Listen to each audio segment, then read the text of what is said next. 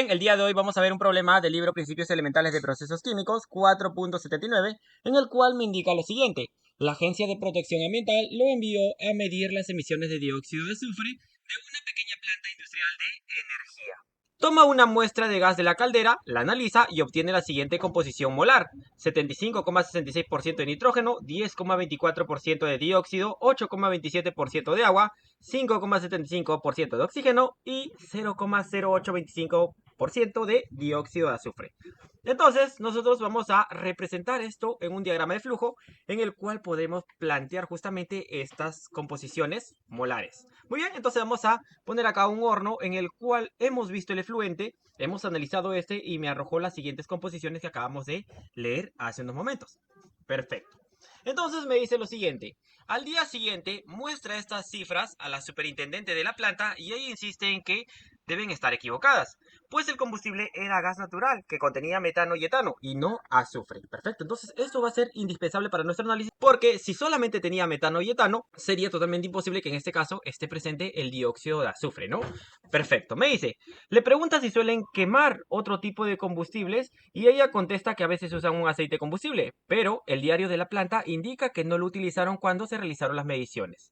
Usted hace algunos cálculos y prueba que el aceite y no el gas fue el combustible. La superintendente revisa otros factores y descubre que el diario de la planta está equivocada y que usted tenía razón. Y me dice, calcule la relación molar de carbono respecto al hidrógeno del combustible y use el resultado para probar que el combustible no pudo haber sido gas natural. Muy bien, entonces nosotros tenemos que comprobar que no se trataba de un gas natural, tal como nos indicaba, y además nos pide calcular la razón entre el carbono y el hidrógeno presente en la alimentación. Entonces, bajo esto nosotros podemos señalar lo siguiente, que mi combustible podría contener en este caso carbono, hidrógeno y azufre, porque acuérdense que nosotros estamos viendo el dióxido de azufre en la salida. Perfecto. Además, vamos a considerar que este se está quemando con aire, el cual trabaja con una composición molar de 21% mol de oxígeno y 79% mol de nitrógeno. Perfecto. Además, podemos también señalar aquellas reacciones químicas que se han presentado, como son la de el carbono con el oxígeno para formar el dióxido de carbono que ustedes están viendo como corriente de salida del horno, el hidrógeno con el oxígeno para formar lo que es el agua, y también el azufre más el oxígeno para formar lo que es el dióxido de azufre. Lo primero que debemos hacer en un problema es plantear mi diagrama de flujo, reconocer cuáles son mis variables desconocidas, qué tipo de información es la que yo no cuento en este momento. Y es bastante fácil, ya que en la corriente 1 primero yo no sé cuánto hay de carbono, tampoco sé cuánto hay de hidrógeno, ni tampoco sé cuánto hay de azufre. En la corriente 2 conozco la composición molar para el oxígeno y el nitrógeno, pero no sé cuánto es que se tiene en total de esta corriente, que en este caso sería la corriente de aire. Y en la corriente 3 tengo las composiciones molares al igual que la corriente 2, pero no sé cuánto es que estamos teniendo de efluente en la corriente 3. Perfecto, muy bien. Ahora, posteriormente, después de haber planteado ya un diagrama de flujo y sus variables desconocidas, vayamos a reconocer lo que son mis grados de libertad, lo cual me va a indicar si yo cuento con la información necesaria para poder resolver este problema o si por ahí tenemos alguna base de cálculo que agregar o algún dato que eliminemos que me está dando algún tipo de redundancia en este tipo de problema y no me aporta absolutamente nada más adicional. Entonces vamos con los grados de libertad y lo vamos a hacer por especies atómicas. Lo primero, reconocer cuáles son mis variables desconocidas o también llamadas incógnitas. Entonces, estas las hemos planteado de color rojo y las vamos a contar: 1, 2, 3, 4 y 5, que en este caso sería el flujo de carbono en 1, el flujo de hidrógeno en 1, el flujo de azufre en 1, el flujo del aire y el flujo del gas efluente. Entonces tendríamos, en este caso, 5 variables desconocidas o también llamadas incógnitas. Posteriormente voy a reconocer cuáles son mis especies atómicas, mis átomos. Y acá está bastante claro. Tenemos el caso del carbono, tenemos el caso del hidrógeno, tenemos el caso del azufre y también tenemos el caso del oxígeno. Y vamos a señalar que en este caso son 4. Posteriormente vamos a revisar el número de balances moleculares de especies no reactivas. ¿Cuáles son los componentes que en este caso no participan de la reacción química? Y acá está muy fácil. Hay que tener en cuenta que el nitrógeno en este caso se comporta solamente como un inerte. No participa de ninguna de nuestras reacciones químicas, por lo cual esta será mi especie no reactiva. Muy bien, perfecto. Y por ahí si tenemos alguna relación, la vamos a plantear, como podría ser el porcentaje de exceso de oxígeno que ingresa, o por ahí alguna relación que existe entre el carbono y el hidrógeno en el ingreso del aceite, distintos tipos de relaciones que en este caso nosotros no contamos, por lo cual acá sería 0. Y mis grados de libertad me da un resultado igual a 0. Entonces, ¿ahora qué me queda a mí? Bueno, yo cuento con todas las ecuaciones independientes en este caso para poder determinar mis 5 incógnitas. Ahora, el problema es que yo no cuento con una base de cálculo. Vamos a asumir una base de cálculo con el fin de desarrollar este problema. Entonces, yo voy a asumir una base de cálculo de 100 mol por hora de mi gas efluente, pero esto debe de coincidir con los cálculos que nosotros realicemos posteriormente. Ahora, si yo asumo una base de cálculo, esto indica ¿qué cosa? Que ya el flujo 3 ya no es para mí una incógnita, por lo cual voy a eliminar esta incógnita y ahora tendríamos solamente 4 incógnitas, pero tenemos 5 ecuaciones independientes, que en este caso me estaría dando menos un grado de libertad. ¿Qué quiere indicar que me salga menos 1? Este no quiere indicar que no exista una solución para este problema. Solamente me está señalando que hay alguna ecuación independiente que está sobrando y que no me va a aportar ningún tipo de información adicional al que yo necesito para estas 4 incógnitas. Perfecto. Además, quiero recalcar algo muy particular. En un primer momento, nosotros hemos señalado que mi combustible solamente contaba con carbono, hidrógeno y azufre. Bueno, era bastante obvio porque teníamos dióxido de carbono, teníamos agua y también dióxido de azufre.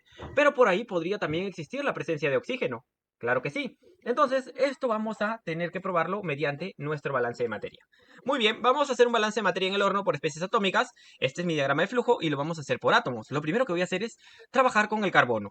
Y ubico los átomos de carbono que participan en cada una de mis corrientes en mi diagrama de flujo. Tenemos carbono en la corriente 1, lo pueden observar ustedes. Entonces tendríamos, ¿qué cosa? La cantidad total, que en este caso es flujo de carbono en 1, que me representa las mol por hora de carbono. Y esto sería todo por las entradas. Y ahora vayamos con las salidas. Y ubico el carbono acá en la corriente 3. Ahí está, en la corriente 3. Entonces, yo indico cuánto es que se tiene de este carbono. Pero hay que tener en cuenta que lo que nosotros conocemos acá es la cantidad de la molécula, que es 10,24% de 100 mol por hora. Lo vamos a plantear ahí, que sería justamente la cantidad de dióxido de carbono. Pero yo quiero los átomos de carbono. Entonces lo que tengo que hacer es plantear cuál es la relación de molécula. ¿Cuál es la relación de molécula a átomo? Y mi relación indica lo siguiente, que por una molécula de dióxido de carbono yo tengo un átomo de carbono. Claro que sí, acá lo podemos observar. Y eso sería absolutamente todo.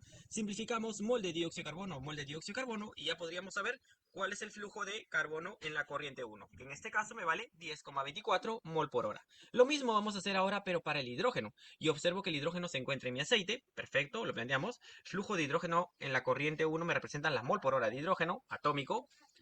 Y esto sería todo por las entradas. Vayamos ahora con las salidas. Y en las salidas podemos observar que el hidrógeno se encuentra formando parte del agua. Ponemos la cantidad total de la molécula porque eso es lo que nosotros conocemos, que en este caso es 8,27% de 100 o 0,0827 por 100 mol por hora me representa la cantidad de agua. Y luego viene justamente la relación de molécula a átomos, que una molécula de agua contiene 2 átomos de hidrógeno. ¿Listo? Eso sería todo. Realizamos nuestras simplificaciones y todo lo dejamos en relación a mol de hidrógeno y la cantidad de hidrógeno en 1 será igual a 16,54. Esta será toda la información que nosotros necesitamos para poder resolver nuestro problema, porque solamente me pedía que yo considere cuál es la relación de carbono e hidrógeno que tenemos en el combustible. Eso era todo. Pero vamos a completar nuestros balances con el fin de poder indicar que efectivamente existía o no oxígeno en el aceite. Y además también completar el cálculo de todas nuestras variables desconocidas o incógnitas. Entonces vayamos ahora con el azufre, que en este caso tenemos que el azufre participa de la corriente 1, pero también participa en la corriente 3. ¿Cuánto yo tengo en 1? Sabemos que es flujo de azufre en 1, mol por hora de azufre. Y en la corriente 3, nuevamente, nos tocamos con el caso que nosotros conocemos, la cantidad de la molécula, que en este caso es 0,0825% de 100 mol por hora. Y lo vamos a plantear de la siguiente forma. 0,0825 entre 100% por 100 mol por hora me representa lo de dióxido de azufre. Y luego viene la relación de molécula a átomo. Que una molécula de dióxido de azufre contiene una mol de azufre. Perfecto. Simplificamos mol de dióxido de azufre y mol de dióxido de azufre. Y esto me va a llevar a determinar cuál es ya el flujo de azufre en 1. Que me vale 0,0825 mol por hora. Y ahora vayamos con el nitrógeno, porque creo que dentro de todo el nitrógeno es el componente más fácil de analizar, porque hay que tener en cuenta que el nitrógeno era un inerte y el nitrógeno ingresaba en 2 y posteriormente sale en 3. Vayamos con eso. El nitrógeno ingresa en 2 y posteriormente sale en 3. ¿Cuánto ingresa en 2? Es bastante fácil. 79% del flujo 2 y en la corriente 3 sale 75,66% de 100. Y lo podemos observar justamente acá. Y esto me va a dar como resultado ya el flujo 2 de manera inmediata, el cual me sale 95,7722. Y además coincide con lo que nosotros habíamos planteado en un primer momento, en el cual señalábamos que para estas cuatro incógnitas solamente yo necesitaba cuatro ecuaciones independientes y había una que estaba sobrando. Ahora, ya está completo mi problema, pero voy a realizar un balance de materia para el oxígeno con el fin de comprobar que lo que tenemos de flujo 2 es correcto, porque si no es así, entonces tendríamos que considerar que el oxígeno también ingresó en el aceite. Vamos ahora con el oxígeno. El oxígeno participa de la corriente 2, formando parte del oxígeno diatómico. Entonces vamos a poner eso. ¿Cuánto se tiene? 21% mol de el flujo 2. Perfecto, eso sería lo de oxígeno. Y luego viene la relación de molécula-átomo. Una mol de oxígeno diatómico me equivale a 2 mol de oxígeno atómico. Eso es todo por las entradas y ahora vayamos con las salidas. El oxígeno también aparece formando parte del dióxido de carbono y vamos a poner que el total que se tiene de la molécula es 10,24% de 100 mol por hora. Vayamos a plantearlo. Pero eso es de dióxido de carbono. Yo quiero, ¿qué cosa? Átomos de oxígeno. Y viene la relación. En una molécula de dióxido de carbono tenemos 2 átomos de oxígeno. ¿Listo? Sigamos. Ahora también vemos oxígeno en el agua. Muy bien, claro que sí. ¿Cuánto? 8,27% de 100 mol por hora vendría a ser la cantidad que se tiene de agua. Pero yo no quiero el agua, yo lo que quiero es el oxígeno, porque estamos planteando un balance de materia atómico. Entonces, indicamos que una molécula de agua tiene un átomo de oxígeno. Muy bien, y también vemos oxígeno diatómico presente en la corriente 3. ¿Cuánto? 5,75% de 100. Pero yo no quiero la molécula, yo lo que quiero son los átomos. Es decir, una molécula de oxígeno diatómico contiene 2 átomos de oxígeno atómico. Y por último, vayamos al dióxido de azufre, en el cual se tiene 0,0825% de 100. Perfecto, pero este es de dióxido de azufre. Yo lo que quiero es los átomos de oxígeno. Y yo sé muy bien que una molécula de dióxido de azufre tiene 2 átomos de oxígeno. Simplificamos aquellos términos que tenemos en nuestra ecuación para posteriormente determinar cuánto es que se tiene de oxígeno. Y el resultado que me arroja es de 96,2262 mol por hora. Y eso sería absolutamente todo, pero voy a observar algo muy particular. El resultado que nosotros tenemos acá no coincide con el que ustedes están observando cuando nosotros realizamos lo que era el balance de materia para el nitrógeno. Entonces, estos deberían ser iguales, porque hay que tener en cuenta que se trata del mismo flujo. Ahora, el balance de materia para el nitrógeno es totalmente correcto, porque este no participa en las reacciones químicas, por lo cual lo que ingresó en 2 debe ser igual a lo que está saliendo en 3. Entonces, la cantidad que me está permitiendo esta diferencia de flujo 2 obtenido mediante un balance atómico para el oxígeno y del nitrógeno, es obvio que se da en la corriente número 1, en la cual tendríamos que considerar la presencia de oxígeno en nuestro aceite, la cual sumaría otra incógnita adicional, y esa sería la cantidad que me está permitiendo una diferencia entre uno y otro resultado. Muy bien, perfecto. Muy bien, pero como esto no era lo que me pedía el problema, sino la relación de carbono e hidrógeno, vayamos directamente con este resultado que no se ve afectado por lo último que acabamos de considerar. Vamos ahora con la razón de carbono e hidrógeno en el combustible, es decir, cuál es la relación que tenemos de carbono en la corriente 1 e hidrógeno en la corriente 1. Y ambos resultados nosotros los conocemos, 10,24 y 16,54. Y el resultado de este me da 0,6191. Perfecto. Ahora, algo que nos decía el problema es que nosotros consideremos que efectivamente era un aceite y no un gas natural que estaba compuesto por metano y etano. Y yo puedo ya indicar que esta aseveración de que era un aceite combustible es correcta. ¿Por qué? Acá nosotros hemos indicado que la relación de carbono e hidrógeno es de 0,6191.